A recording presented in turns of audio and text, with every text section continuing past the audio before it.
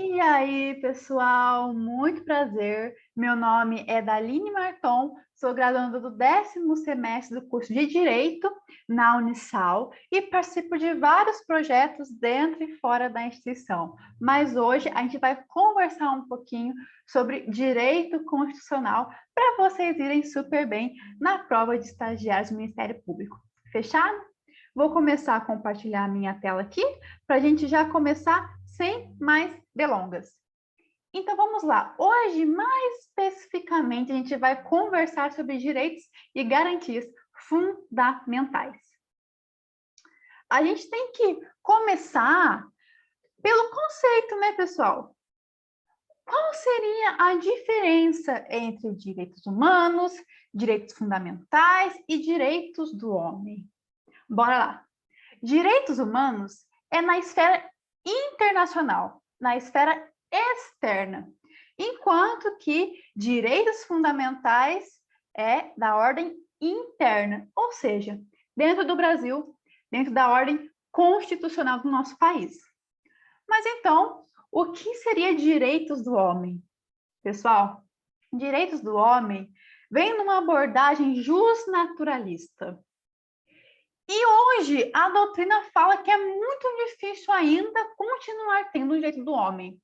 E por quê? O direito do homem seria aquele direito que é inerente ao ser humano, porém que não está positivado ainda em nenhuma esfera, nem nacional e nem internacional. E por isso que a gente fala que é meio difícil ainda existir hoje, porque praticamente todos os direitos que nós temos está positivado, se não na esfera nacional, na internacional. Agora a gente tem que discutir um pouquinho sobre as diferenças entre direitos fundamentais e garantias fundamentais. De modo simples, indo direto ao ponto, direito fundamental tem uma natureza declaratória, enquanto que as garantias fundamentais é assecuratória. O primeiro, pessoal, que são direitos fundamentais, eles são bens jurídicos que são tutelados pela Constituição. São aqueles direitos declaratórios mesmo. Exemplo, direito à educação, direito à locomoção e entre vários outros. E as garantias fundamentais são os instrumentos para se fazer valer esses direitos declarados na Constituição. E essas garantias também estão lá, pessoal. A exemplo, a gente comentou sobre o direito de locomoção, aqui a gente fala sobre o habeas corpus. Se o meu direito de locomoção for ferido, qual remédio que eu tenho para supri-lo? Habeas corpus. Então, a gente pode pensar de uma maneira geral que os remédios constitucionais, que vocês com certeza, se não aprenderam, ainda vão aprender, são garantias. Fechado? Então, vamos seguir. É importante também a gente ter um panorama dos direitos e garantias fundamentais. Aonde a gente encontra esses títulos, né? Lá na Constituição, pessoal. Mais especificamente no título 2.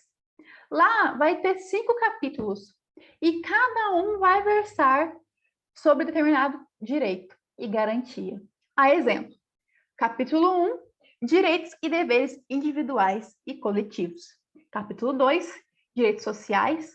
O 3, por si, vai falar sobre nacionalidade. O capítulo 4, sobre direitos políticos. E o último, que é o capítulo 5, sobre os partidos políticos. É legal vocês terem esse panorama e se tiverem um tempinho a mais, deem uma lida nessas questões lá na Constituição, que eu tenho certeza que vai te ajudar muito na hora da prova.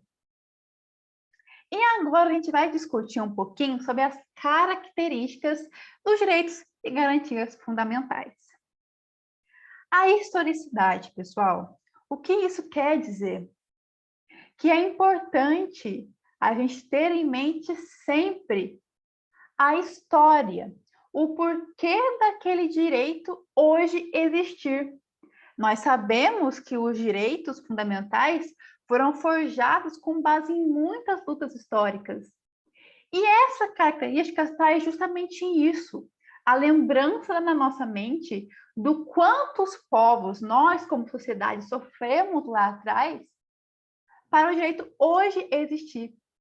E por isso que é importante que a gente se apodere, se empodere desses direitos. Trouxe aqui uma foto da promulgação da Constituição Cidadã, a Constituição de 88 do nosso país. A universalidade.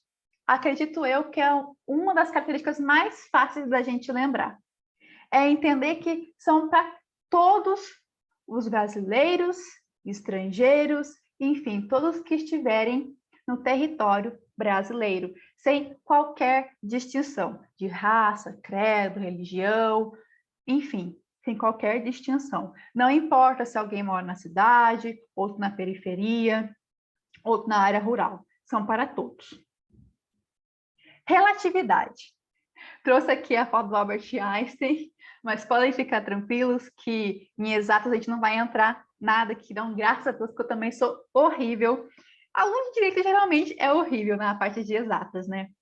Mas essa relatividade, pessoal, ela vem trazer a ideia de que os direitos fundamentais, eles são sim muito importantes, mas eles não são absolutos. Eles possuem alguns limites. A gente vai discutir um pouquinho mais na frente sobre o direito ao voto, mas ele fica aqui como um exemplo também. Será que todo mundo tem direito ao voto? Ou o voto tem algum limite? A gente vai conversar um pouquinho mais para frente. A indivisibilidade é entender que os direitos fundamentais, eles atuam em conjunto. A gente exerce todos no mesmo momento. Exemplo.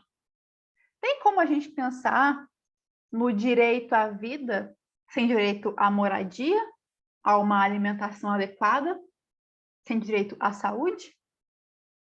Não tem, né? Por outro lado, faz sentido a gente pensar em direito à saúde sem ter garantido o direito à vida?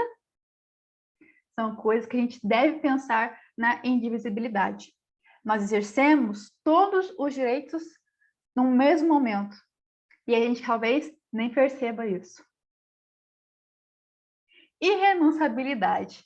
Trouxe aqui nosso querido ex-presidente Michelzinho, né? Michel Temer. Uma foto, não sei se vocês vão lembrar desse período, né? Eu lembro super. Quando ele estava à frente do nosso país, né? E algumas pessoas, a maioria da população naquele momento, estava insatisfeita com o seu governo. E aí ele convocou a imprensa para dar o seguinte pronunciamento: não renunciarei. A gente fala que é o dia do fico do Michel Temer, certo? E eu trouxe isso aqui porque os direitos fundamentais, eles são irrenunciáveis. A gente não pode deixar de exercê-los, entendem? O que é diferente lá um pouquinho em algumas questões da área civil e penal.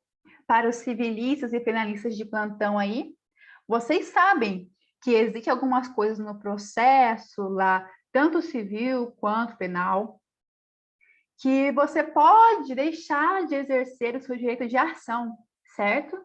Contra alguém. Mas aqui isso não existe, pessoal. A gente não pode renunciar a nenhum de nossos direitos fundamentais. A próxima característica é a inalienabilidade. E o que isso significa? Que a gente não pode também dispor, transferir nossos direitos fundamentais nem de forma gratuita e nem de forma onerosa. E isso quer dizer, trocando em miúdos, que os direitos fundamentais, eles são inegociáveis e indisponíveis.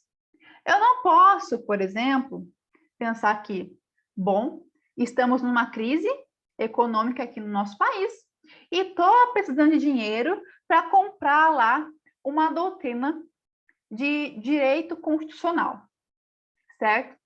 Mas eu não tenho dinheiro, estamos em crise. Só que eu lembrei que eu tenho direito fundamental à saúde. E eu estou pensando aqui, eu acho bobeira, isso aí é coisa de mimimi, aquele pessoal dos direitos humanos, né? vou vender ele. Aí eu consigo dinheiro para comprar o livro que eu preciso. Isso não existe, pessoal, porque eles são inalienáveis. Fechado? E imprescritibilidade. É um assunto muito importante dentro das características também. Ninguém nasce com uma etiqueta de validade dizendo que você só pode exercer o seu direito até tal data. Eu não nasci com uma etiqueta falando, Daline vai poder exercer seus direitos fundamentais até 2010. Depois, ela que se vire. Isso também não existe. A partir do momento que você está no nosso país, que você está vivo, você vai exercer os seus direitos a qualquer tempo, em qualquer momento. E aí, a gente precisa falar sobre esse tema, que pode cair como pegadinha para vocês.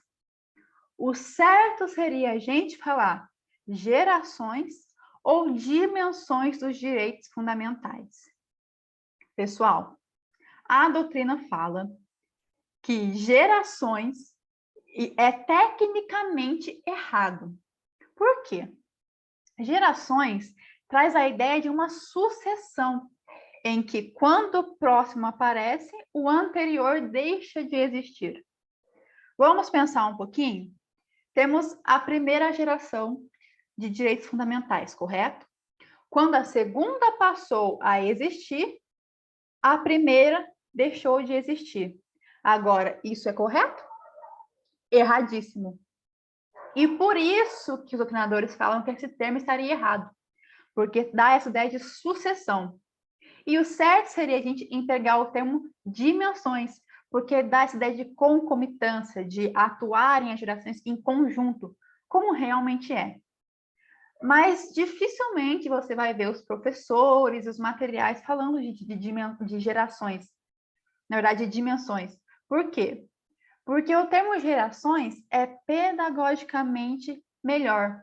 Os alunos entendem melhor, correto?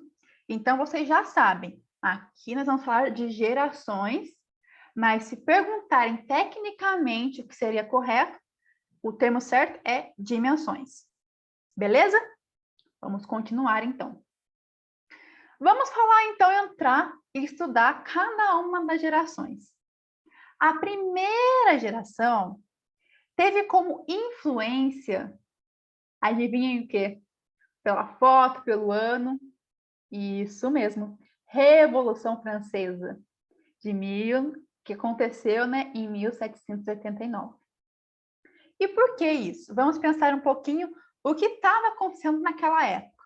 A sociedade era absolutista, ou seja, o poder do rei era o maior. E a sociedade começou a se rebelar. Depois de um tempo, começou a perceber que aquilo não fazia sentido. E eles queriam direitos, eles queriam liberdades, né? Que o rei não dava para o povo.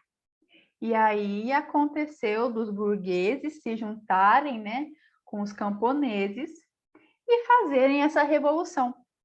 E é por isso, pessoal, por essa questão, que a gente pensa em negativa do Estado nessa primeira geração. Porque pensem, o rei era absolutista, certo? Ele mandava nas pessoas. Aí as pessoas se rebelaram e falaram: rei, Estado, se afaste. Deixe que eu decida a minha vida, deixe que eu faça o que eu quiser.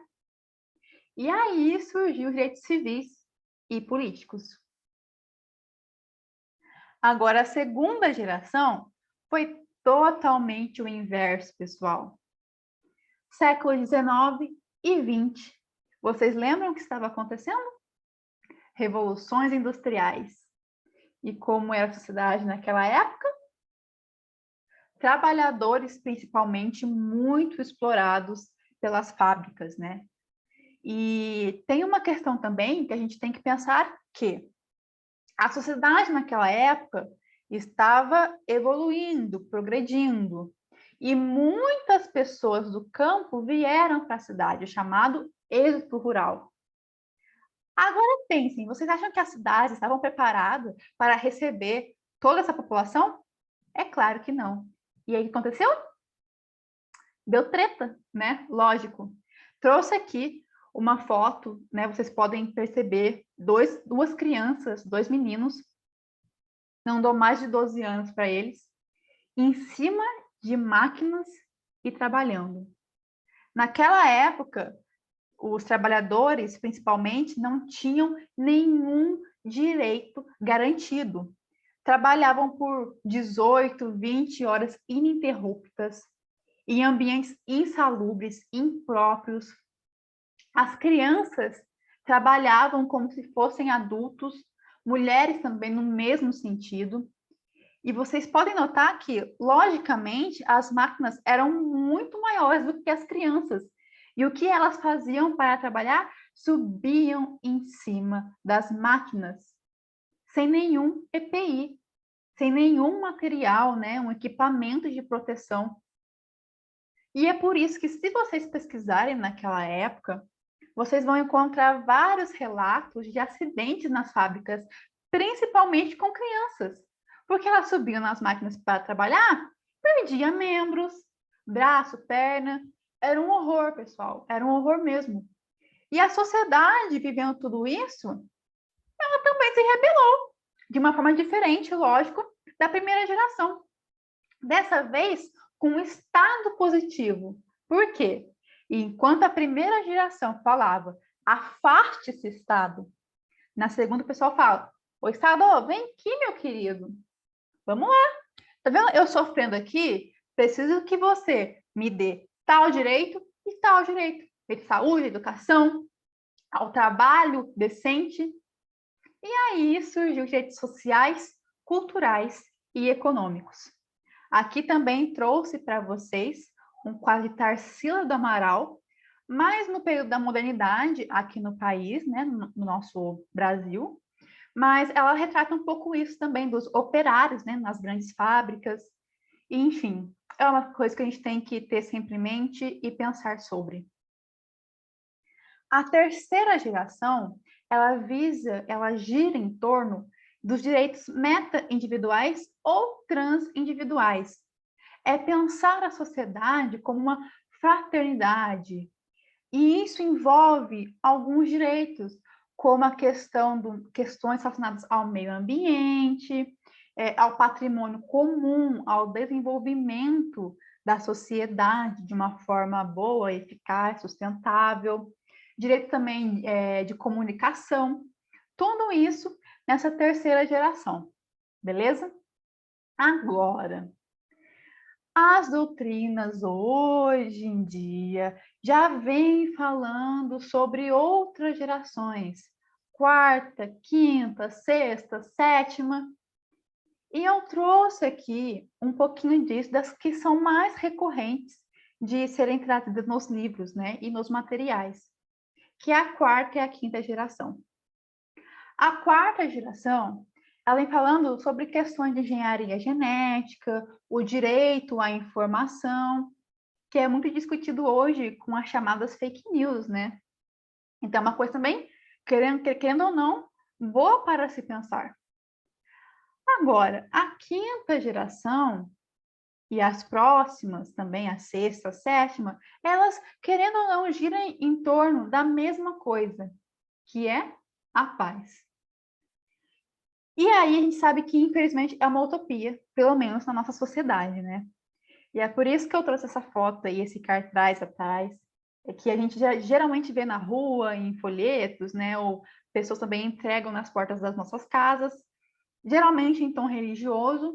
A gente espera realmente, né, pessoas que acreditam, que têm a sua religiosidade, que exista um plano superior, que seja tudo lindo e maravilhoso, mas a nossa sociedade de hoje, a gente sabe que é meio complicado e difícil dessa imagem se tornar real aqui no nosso país e também pensando ao redor do mundo, correto? E aí a gente começa a aprofundar um pouquinho e a gente vai conversar sobre os destinatários, os titulares dos direitos e das garantias fundamentais. Se vocês abrirem o artigo 5º da Constituição, vocês vão encontrar lá que brasileiros e estrangeiros residentes no país possuem, né, têm seus direitos fundamentais, as garantias para eles, né, que servem a eles. Mas aí eu pergunto para vocês, são só os brasileiros e os estrangeiros residentes no nosso país que possuem esses direitos, essas garantias fundamentais? Não, né, pessoal? E aí a gente pode falar um pouquinho sobre as pessoas físicas e jurídicas. Vamos começar com as pessoas jurídicas. Pessoas jurídicas são empresas, né, CNPJ, a gente pensa também em MEI, enfim. E elas também são destinatárias, são titulares de direitos e garantias fundamentais, porém, lógico, naquilo que é compatível com elas. A gente não consegue pensar numa empresa, por exemplo, precisando de direito à saúde. É um tanto quanto estranho. Vocês concordam comigo? E a mesma coisa no sentido das pessoas físicas. Embora lá nossa Constituição esteja expresso brasileiros e estrangeiros residentes no país, vocês acham que turistas, quando vêm aqui, não possuem direitos e garantias fundamentais? É lógico que possuem, pessoal. Apátridas. Não sei se vocês sabem, apátridas são aqueles que não possuem nenhuma nacionalidade. Eles, quando estiverem aqui no Brasil, eles não vão ter os seus direitos e garantias fundamentais preservados? Lógico que vão ter, pessoal. Até embriões, e essas, aí a gente entra na questão também de aborto, de ciência, enfim. Mas todas essas pessoas físicas e jurídicas também são destinatárias de direitos e garantias fundamentais aqui no Brasil. E aí, a gente vem falando um pouquinho mais sobre a eficácia horizontal desses direitos e garantias. E a gente precisa voltar um pouquinho, até pegando a questão da historicidade que a gente comentou logo antes. A gente precisa lembrar de como era a sociedade antigamente.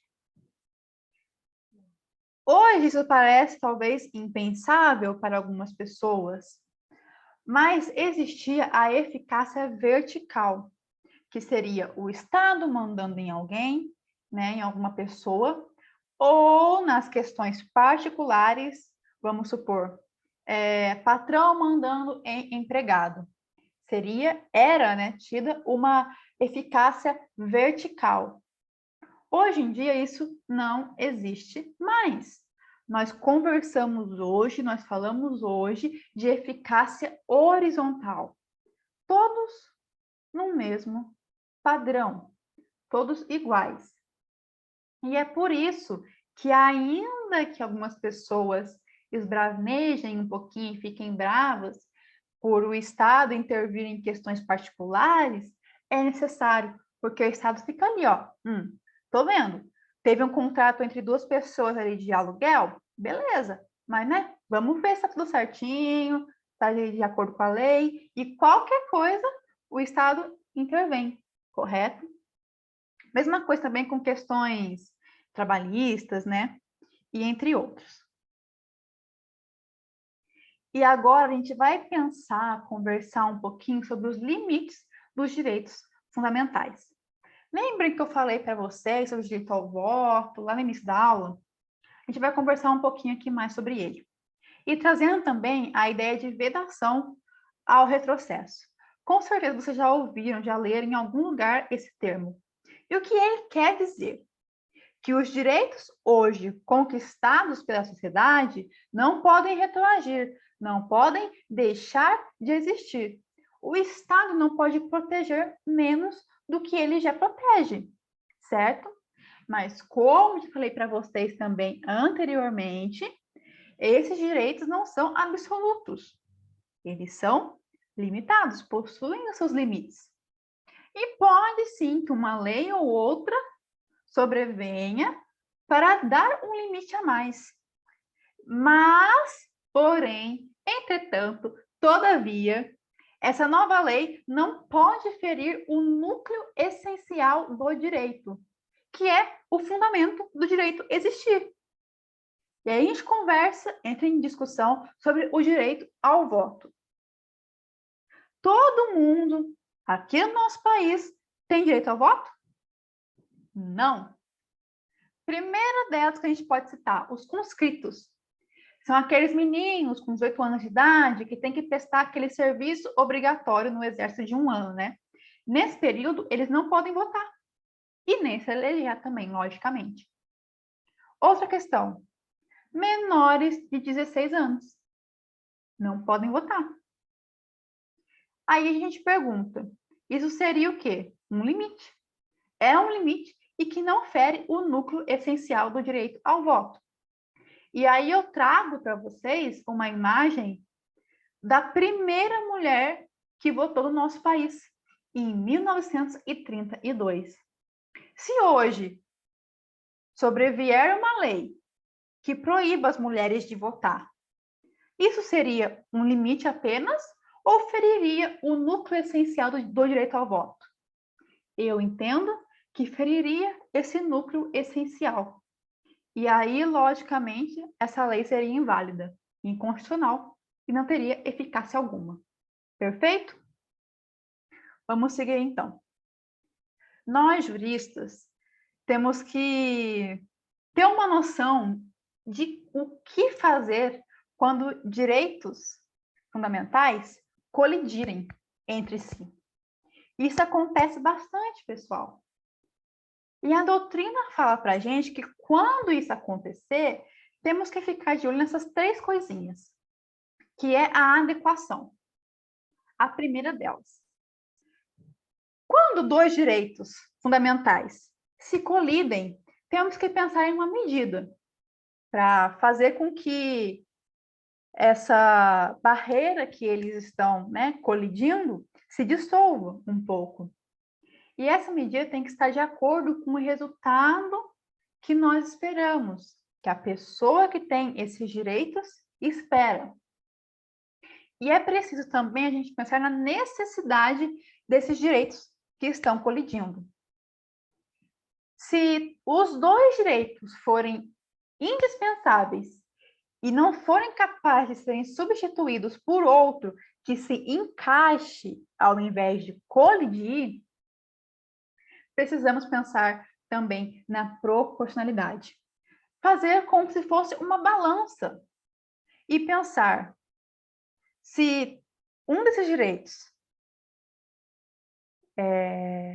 se tornarem mais fortes nesse cabo de guerra ou de aço, não podemos esquecer que esse ônus do segundo direito não seja inferior ao benefício do direito que acabou ressurgindo ou se tornando maior nessa questão.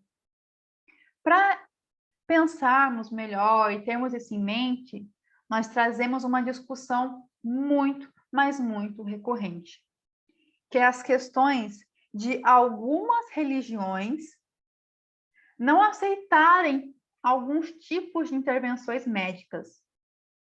Só que a gente pensa, vamos supor que eu, Daline, faço parte de uma religião, certo? Eu tenho a minha liberdade de crença respeitada e escolhi seguir essa religião. Só que essa religião me proíbe de fazer um procedimento médico. E eu estou em situação de vida ou morte. Qual direito vai prevalecer? Vocês percebem que, nesse sentido, nessa situação, estão colidindo o direito à vida e a religiosidade, a liberdade de crença e de opinião? Estão se colidindo, certo? Só que tem como ser garantido o direito à religião, à religiosidade, sem ter o direito à vida? Não tem. Então, faz sentido eu deixar o direito à vida de lado e eu correr o risco de morrer, de falecer, em decorrência do direito de religião, de liberdade, de opinião? Lógico que não. Então, nesse sentido, o direito à vida vai se sobressair em relação ao outro. E, querendo ou não, vai ter um benefício maior do que um ônus. Tá bom, meu direito ali à religiosidade, né? Ele foi quebrado em algum sentido. Mas, apesar disso, eu continuo vivendo, continuo com vida. Entendem esse sentido? E aí, pessoal, como eu falei para vocês, nosso tempo aqui é muito curto. Não tem como a gente falar muito sobre direitos de nacionalidade, direitos políticos e questão dos partidos políticos.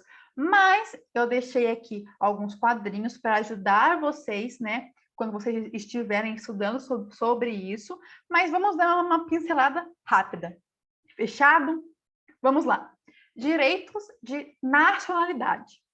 A gente sabe que tem duas espécies de brasileiros: o brasileiro nato e o naturalizado. O brasileiro nato, ele intervém de duas formas: os nascidos em território brasileiro ou os filhos e pais. Os filhos, né, de mãe ou pai brasileiro. Esses são os brasileiros natos. E os naturalizados, Aline, quem são? Meus amigos, a gente tem que esmiuçar um pouquinho esse sentido. Por quê? Os naturalizados, eles podem vir de duas formas: de forma ordinária ou extraordinária. De forma ordinária, nós precisamos falar sobre os países de língua portuguesa. Esses países, eles possuem um acordo, né? Um tratado ali que apenas com um ano de residência no país e comprovando a idoneidade moral, a gente pode requisitar a nossa nacionalidade naquele país.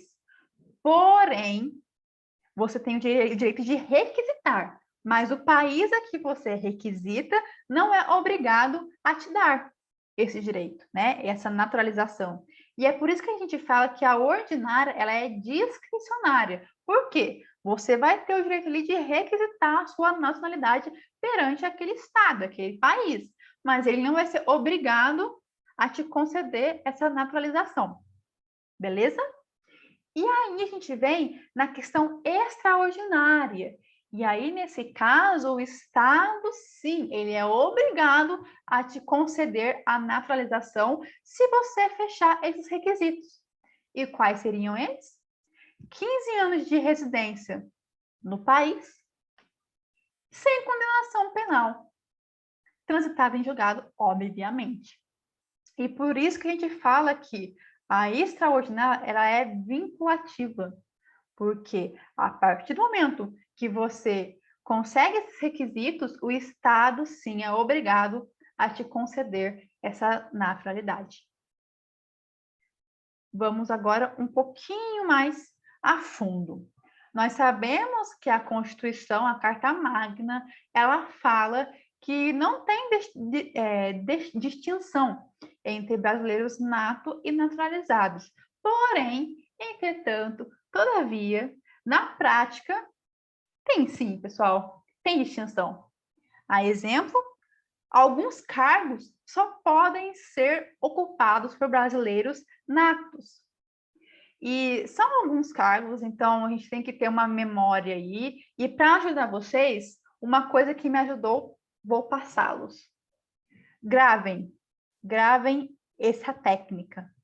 mp3.com. MP3, aquele radinho antigo, lembram? .com. E agora eu vou explicar para vocês o sentido disso. MP3, certo?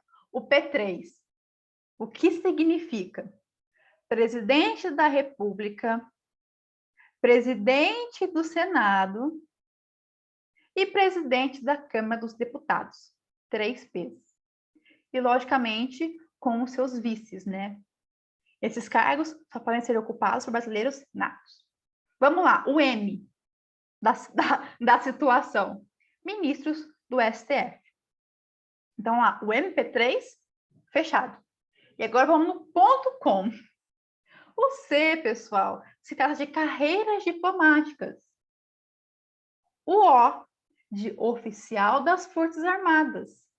E o último M do CON é do Ministro de Estado da Defesa. Então, esse MP3.com se trata dos cargos que só podem ser ocupados por brasileiros natos. Mas também tem algumas funções que não podem ser supridas por brasileiros naturalizados, que é o caso da composição do Conselho de República, que só pode ter brasileiros natos. E ainda tem mais uma diferenciação. Para que os estrangeiros naturalizados, né, brasileiros naturalizados, eles consigam abrir uma empresa, né, um canal de TV ou de rádio, eles têm que, no mínimo, serem naturalizados há mais de 10 anos. Se eles não estiverem naturalizados há mais de 10 anos no nosso país, eles não podem abrir rádio ou TV. Fechado? E aí a gente tem que passar rapidamente também sobre a perda da nacionalidade, que ela pode acontecer de duas formas: por sentença penal transitada em julgado, né? Por atividade nociva ao país, que o país entenda nocivo, ou também se você adquirir uma outra nacionalidade. Só que aqui tem uma pegadinha, pessoal, porque possuem exceções. Exemplo, se essa segunda nacionalidade você tem porque você é filho de mãe ou pai, né, de outro país, e que por essa questão de sanguínea você possui direito a essa segunda nacionalidade, você não vai perder a nacionalidade brasileira. E a outra questão também é se você for morar no exterior, em algum outro país, e para você exercer algum direito lá, você seja obrigado a ter a sua naturalidade reconhecida naquele local. Se acontecer essas duas coisinhas, você não vai perder a sua naturalização brasileira, né? A nacionalidade brasileira. Agora, se não for isso, a Constituição determina que sim, você vai perder assim que adquire a nova nacionalidade. E aí, para fechar, vamos pincelar rapidamente algumas questões ali de direitos políticos. Combinado? O voto, a gente sabe que o voto ele é facultativo, certo? Para os analfabetos, para os maiores de 70 anos e para os menores de 18, porém maiores de 16. Essas pessoas não são obrigadas a votar, mas podem, se assim quiserem e acharem necessário. Outra questão também, ainda do voto. Temos a questão positiva, a gente chama de direito positivo e negativo. A questão positiva é você ser votado. E a questão negativa é você poder votar. Isso é importante a gente ter em mente, porque pode ser pegadinha também em questão de prova, como é o caso da prova do Ministério Público que vocês vão fazer agora, né? Outra questão também, que é muito importante a gente salientar, são as idades mínimas para se eleger nos cargos, né, políticos. Por exemplo, vereador tem que ter no mínimo 18 anos. Para deputados, tanto estadual, federal, prefeitos também, seus vices, né, no caso, são 21 anos, obrigatório. Depois a gente tem para governador e vice-governador, que são no mínimo 30 anos, e 35 para presidente, vice-presidente e os senadores. Fechado? Aqui tem alguns detalhes que é importante a gente repassar. Existe reeleição no nosso país? Existe, mas apenas uma vez, correto? Mais de uma vez não pode. Pelo menos até agora, com a nossa Constituição, não pode. Se um chefe do executivo, no caso, né, um prefeito ou um presidente, quem sabe eles quiserem concorrer a algum outro cargo, eles precisam renunciar a esse que eles já possuem. O exemplo, o governador de um estado, de São Paulo, no caso, ele queira se candidatar à presidência, ele tem que renunciar ao cargo de governador. Mesma coisa, um prefeito, ele quer ser candidato a governador, ele tem que renunciar à prefeitura do município em que ele está. E lembrando também que todas essas pessoas, elas têm que morar no local em que elas querem se eleger. Agora, todos podem se eleger? Não, não, não, não, não. Analfabetos e inalistáveis não podem se eleger. Quem são os inalistáveis? São aqueles que, por muitas vezes, ou por perda dos seus direitos políticos, ou no caso de terem ali alguma profissão, algum cargo, eles não têm esse direito garantido de concorrer, né, a esses cargos políticos, como é o caso de alguns militares, né, que para eles se elegerem, né, eles precisam ali se afastarem, se tiverem menos de 10 anos na carreira. E aí, pessoal, no geralzão é isso. Eu espero que eu tenha te ajudado, tá? Saibam que eu estou disponível para ajudar vocês, tá? Se vocês quiserem mais materiais, conversarem também, porque eu estou terminando agora o curso, mas eu sou estagiária, fiz muitos concursos de estágio, graças a Deus logrei êxito em todos, e eu sei que esse período, ele é muito difícil, a gente fica muito nervoso. Então, se eu puder ajudar vocês em relação a isso, eu estou disponível. Vocês agora têm aí minhas redes sociais, meu e-mail, podem me procurar, não tenham vergonha, vou ficar muito feliz em ajudá-los. Combinado? E se eu te ajudei com esse vídeo de alguma forma, envie para algum amigo que também vai fazer a prova e você acha que esse vídeo também vai ajudá-lo. Fechado? E curta esse vídeo também, porque vai ajudar muito o nosso trabalho. Foi um prazer estar aqui com vocês e boa sorte no concurso.